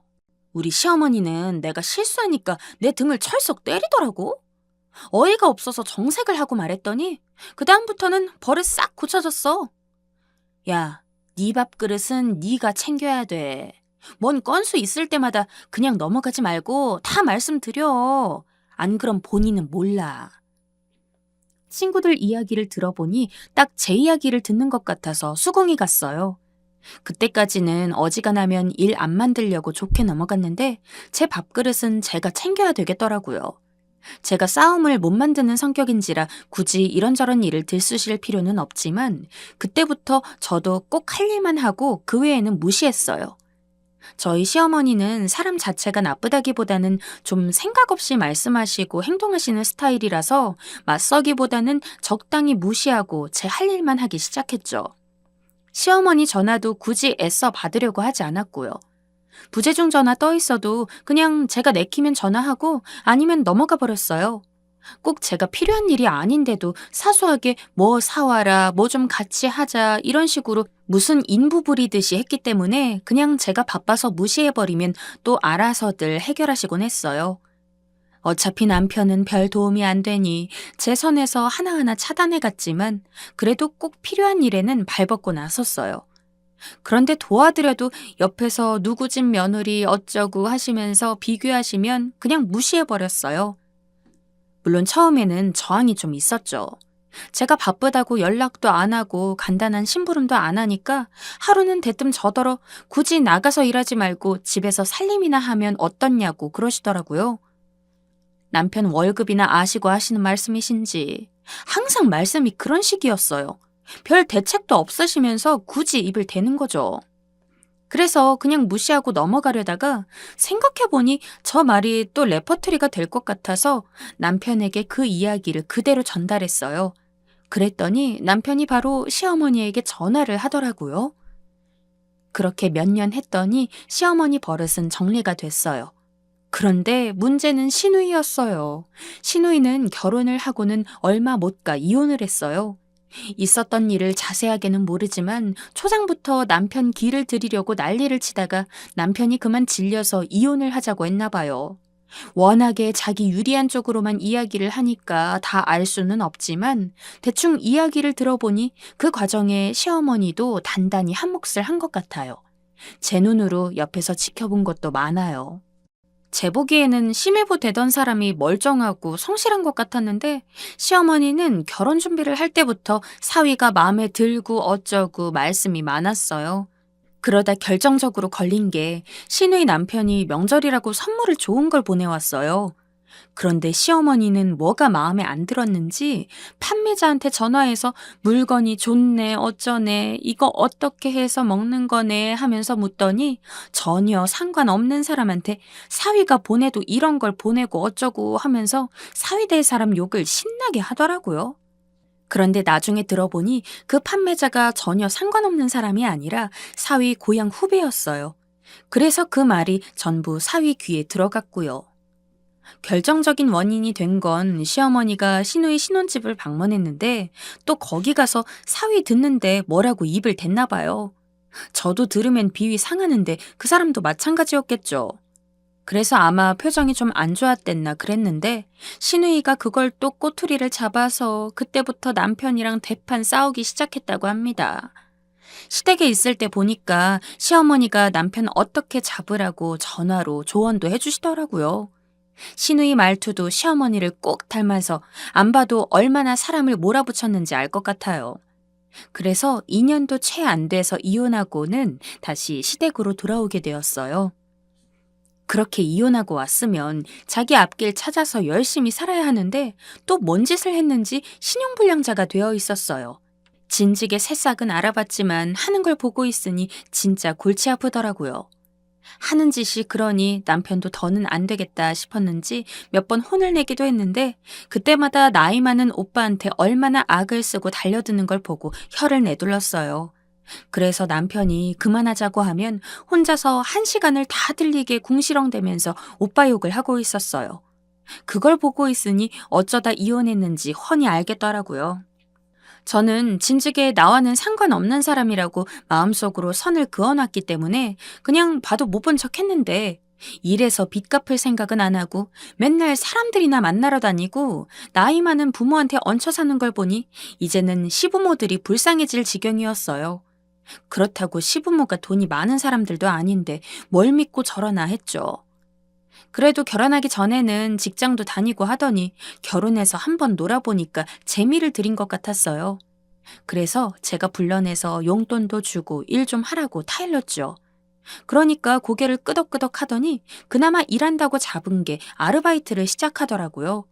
자기는 그러면서 당분간 여유 시간을 많이 가지고 살겠대요. 결혼 생활하면서 스트레스를 너무 받았다고요. 1년 좀 넘게 살다 와서는 결혼 생활을 뭘 얼마나 했다고. 그러거나 말거나 에라 난 모르겠다 하고 있었는데 상자 안에 썩은 사과 있으면 나머지도 썩는 것처럼 시누이는 주위 사람들한테 민폐를 끼치고 다니기 시작했습니다. 아르바이트로는 빚 갚고 뭐하고 다 안 되니까 언젠가부터 돈 없으면 친구들한테 빌리고 또 어디 가서 빌리고 그러고 있었나 봐요. 저도 몇십만 원씩 여러 번 빌려줬죠. 그런데 제대로 갚지도 않고 그러니까 점점 빌릴 데가 없어졌는지 사촌 형제들한테까지 푼돈을 꾸고 다녔나 봐요. 어릴 때야 사촌 형제들이지 커서 보면 얼마나 본다고 거기까지 손을 벌렸는지. 그러다가 숙부님들이 한 소리를 했는지 결국 들통이 나서 집안 망신을 톡톡히 당했죠. 나이 30에 그러고 다니면 거의 인간이 안 된다고 봐야 되는데 저는 그래도 신우이니까 거절은 못하고 조금씩 여유 되는 대로 없는 돈 셈치고 가끔 도움을 줬어요. 그런데 그게 화근이 돼버렸죠. 한 번은 저더러 통장을 하나만 만들어 달라고 그러더라고요. 아가씨, 통장은 왜요? 언니, 통장 없으니까 불편한 게 한두 개가 아니에요. 물건 하나 주문할래도 왔다 갔다 해야 되고요. 신용불량자가 되더라도 거래통장 하나는 남겨둘 법한데 정말 뭐라고 사는 건지. 해줄까 말까 했는데 남편한테 이야기하니 걔가 설마 그걸 대포통장으로야 쓰겠냐고 사정 한번 봐주라 그래서 하나 만들어줬어요. 그랬더니 이번엔 또 핸드폰을 하나 개통해달라 그러더라고요. 기가 막히긴 했지만 불쌍하기도 해서 하나 해줬어요. 그랬더니 몇 개월 안 돼서 요금이 120만 원이 미납이 되더라고요. 알고 보니 신우이는 알아보라는 직장은 안 알아보고 집에서 게임하면서 그 안에서 게임하는 사람들이랑 어울리고 있었어요. 그러면서 제 명의로 된 휴대폰으로 게임 아이템을 엄청 샀더라고요. 내역서 보니까 정작 통화료는 얼마 되지도 않았어요. 그래서 그냥 제 돈으로 요금 내고 핸드폰을 끊어버렸어요. 그랬더니 집에 찾아와서 이제 안 그럴 테니 핸드폰 하나만 해달라고 싹싹 빌기 시작했습니다. 어이가 없어서 절대 안 된다고 했죠. 아가씨, 제가 할 말인지는 모르겠는데 이제 직장 알아보시고 하셔야죠. 언제까지 부모 밑에 있을 수 있나요? 언니, 저도 많이 알아봤는데 요즘 직장 구하기가 어렵잖아요. 누가 좋은 직장 소개시켜주면 저도 열심히 일할 자신 있어요. 늘 말만 앞서는 게 짜증이 나긴 했지만 혹시나 일자리 잡아주면 일하려나 싶어서 여기저기 알아봤는데 신용이 그러니까 뭘 할 수가 있어야죠. 그래서 아는 언니네 공부방에 보조교사로 넣어줬더니 하루에 서너 시간 애들 가르치고 나머지 시간에는 여전히 게임만 하고 있었어요. 게임하는 사람들 중에 돈 많은 사람 많다고 열심히 게임해서 좋은 남자 물어서 재혼할 거래요. 아휴, 도대체 어쩌다가 남편 집안에 저런 흉물이 태어났는지. 그런데 본인 말대로 게임하면서 슬금슬금 남자를 조금 만나고 다니기는 하는 것 같았어요. 별로 알고 싶지는 않았는데 남자만 만나고 오면 저희 집에 와서 한참을 떠들면서 놀다 갔거든요. 무슨 이유에선지 게임상에서는 공주 대접을 받고 사나 봐요. 만날 남자들이 전국에 줄을 서 있는 것 같았어요. 그래서 전라도로 강원도로 다니면서 오라 그런다고 다 가서 만나고 오더니 만나고 오면 남자가 대머리더라, 나이가 많더라 하고 한탄만 해대더라고요. 그나마 결혼하기 전에는 호리호리하기라도 했는데 결혼 한번 갔다 오더니만 살은 엄청 쪄서 입는 옷도 다 새로 산 주제에 본인은 뭘 내세우겠다고. 그러더니 어느 순간부터는 갑자기 씀씀이가 커지는 게 보이더라고요. 못 보던 것을 하나씩 척척 걸치고 다니고 옷도 비싼 것만 해 입고 진짜 돈 많은 남자를 물었나 했더니 그건 아니고 자기가 애들을 잘 가르쳐서 여기저기서 과외가 많이 들어왔대요. 뭐 그렇게라도 잘 살면 다행이다 생각했는데 웬걸 이 미친 인간이 드디어 사고를 치더라고요. 어느 날 제 앞으로 우편물이 날아왔어요. 뜯어보니 무슨 대부업체 연체 내역이더라고요. 저는 알지도 못하는 업체에서 왜 연체 내역이 있나 싶어 전화했더니 제가 빌린 돈이 맞다고 하면서 제 남편 휴대전화 번호까지 있더라고요. 그런데 이상한 건 그쪽에 등록된 전화번호가 제 번호가 아니었어요. 제 앞으로 개설된 다른 핸드폰이 있더라고요. 그걸 안 순간 설마 설마 하며 전화를 해봤더니 아니나 다를까 신우이가 전화를 받았어요. 그날 저녁에 시댁에 찾아가서 신우이에게 난리를 쳤습니다. 뭐 이런 인간이 다 있는지. 몇 달 전에 주민등록증을 잃어버린 적이 있는데 알고 보니까 신우이가 그걸 훔쳐다가는 제 명의로 대부업체에 돈 빌리고 핸드폰 개통에 신용카드까지 만들었더라고요. 바른 대로 대라고 했더니 벌써 빚이 2천만 원 돈이 되더라고요. 그 자리에서 알아 누울 뻔했어요. 언니, 정말 죄송해요. 제가 이래서 꼭 갚을게요. 아니, 지금 돈 갚는다 그러면 다예요? 남의 신분증을 훔쳐서 이게 뭐 하는 짓이에요? 처음부터 그러려고 그런 건 아닌데 제가 카드값이 밀려서 대출까지 했어요. 언니, 정말 죄송해요. 뭘 그러려고 그런 게 아니에요. 애초에 저 몰래 카드랑 휴대폰 만든 게 잘못이잖아요. 이거 도둑질인 거 몰라요? 아니 그랬으면 갚기나 하든가. 뒷감당은 나 몰라라 한 거예요, 여태까지? 제 신용 상태 어쩔 거예요, 이거. 이게 1, 2년 안에 회복이 되는 줄 알아요? 그런데 더 열받는 건 그렇게까지 신우이를 추궁하고 있는데 밖에서 듣던 시어머니가 문을 열고 들어와서는 얘, 뭘 그렇게까지 그러니? 천천히 갚아주면 되지. 무슨 도둑년 소리까지 나오고 집을 이렇게 시끄럽게 만들어? 기가 막혀서 그만 억소리 내면서 쓰러질 뻔했는데 남편이 후닥닥 들어와서는 저를 바깥으로 데려갔습니다. 너무 기가 막히고 분해서 끄끄대면서 울었어요. 야, 수경아, 좀. 일단 진정 좀 해라. 제가 이혼하고 나서 정신이 좀 오락가락해서 그러는 거잖아. 너도 똑같아, 이 미친 인간아. 네 동생이 멀쩡한 나까지 신용불량자 만들려고 하는데 이게 이해하고 말 일이야? 이해해 볼 테니 그럼 당장 내일 다 갚아놔. 행여나 우리 돈으로 갚자느니 그딴 소리 하면 너도 가만 안 둘 거야. 남편이 시어머니한테 가서 이야기를 하니 시어머니는 딱한 표정을 지었습니다. 당장 2천만 원이 어딨니? 일단 좀 갚아주고 천천히 생각해보자. 예, 아가, 신우이라고 하나 있는데 한 번만 좀 넘어가 줘라, 응? 날 봐서라도 이번 한 번만 어떻게 좀 안 되겠니? 시어머니가 결혼하고 처음으로 아쉬운 소리를 하는데 진짜 사람이 미치고 뒹굴 것 같으니까 어이가 없어서 눈물밖에 안 나더라고요. 어디서 가증스럽게 사랑한다는 무슨? 울면서 가만히 생각해보니 그럼 최근에 신우이가 씀씀이가 커진 게 다 제 명의로 쓰고 다닌 돈이잖아요. 도대체 어디서부터 거짓말인지. 무릎 꿇고 빌어도 봐줄까 말까 한 판국에 엄마랑 오빠가 지 편 들어주니까 지 방에서 나와보지도 않더라고요. 그날 집에 돌아와서 남편과 앞으로 일을 의논했어요. 자기야, 지금부터 내 말 잘 들어. 일단 이번 주 안으로 돈 다 정리하는데 절대 우리 돈으로 해서는 안 돼. 알았지? 나도 마음이야 그렇긴 한데. 수경아, 일단 일은 해결하고 봐야지. 그래, 해결하는데. 아니 그럼 아버님 어머님이 쟁여두고 쓰실 돈은 따로 있고 딸이 저지른 건 우리가 해결해야 돼? 그게 자기 혼자 번 돈이야? 좋아. 돈이야 그렇다 쳐. 해결해주면 아가씨가 뉘우치고 그 돈 갚을 것 같아? 나도 모르겠다. 일단 내일 생각하자.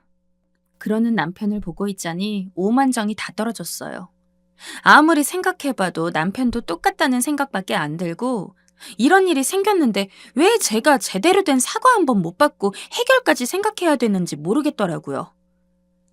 다음날 며칠간 연차를 내고 집에서 쉬다가 문득 생각나서 신우이를 소개시켜준 공부방에 전화를 해봤더니 거기서도 학부모랑 선생이랑 이간질하다가 쫓겨났다더라고요.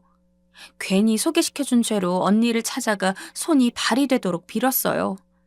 그리고 남편에게 전화를 걸어서 오늘 안으로 해결하고 단판을 지으라고 했어요.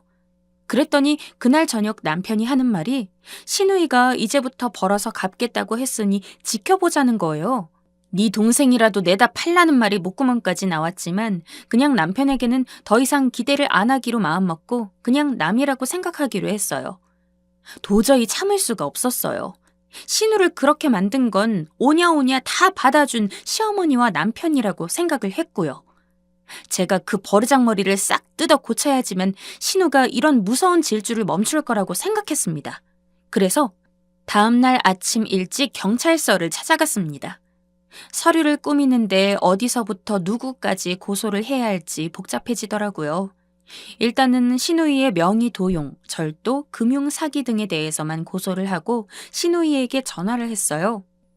아가씨, 제가 어지간하면 좋게 넘어가려고 했는데 암만 생각해봐도 아가씨는 안 될 것 같아요. 자기가 뭔 일을 벌였는지도 모르고 반성도 없고. 그리고 제가 얼마나 우습게 보였으면 그렇게 제 얼굴에 먹칠을 하고 다녀요? 곧 연락할 거니까 경찰이랑 이야기하세요, 이제. 얼마 있다가 시댁에서 전화가 불나게 오더라고요. 계속 무시하다가 내가 피할 게 있나 싶어 전화를 받았더니 시어머니가 당장에 시댁으로 오래요. 그래서 그냥 이따 남편 마칠 시간 되면 찾아가겠다고 했어요. 전화 끊고 생각해보니 이혼도 해야겠더라고요. 도저히 이런 집안이랑은 제정신으로 상종을 못할 것 같았어요. 아휴, 제가 미쳤지. 어디 그런 인간을 걷어보겠다고. 아휴, 이것도 다 자업자득이죠 뭐. 남편에게 전화를 해서 시댁에서 보자고 하고 먼저 시댁에 갔어요. 모녀가 심각한 얼굴로 거실에 앉아있는 게 벌써 저를 어떻게 대해야 할지 합의가 잘 되어 있는 모양새였어요. 아가, 너는 그렇게 시애미가 우습게 보이냐? 내가 어저께 그렇게 알아듣게 달랬으면 됐지. 지금 나보라고 이러는 거야? 신우이가 울면서 한창 뭐라고 변명을 하는데 마침 남편이 도착했어요. 그러자 시어머니는 더욱 기세등등해졌어요. 당장 고소 취하해라. 내가 땡빚을 내서라도 그 돈 갚아줄 테니. 수경아, 너 왜 그래? 가족끼리 뭐 하는 거야 지금? 당신 조용히 해봐. 어머님, 지금 상황 파악이 아직 안 되시는 것 같은데요.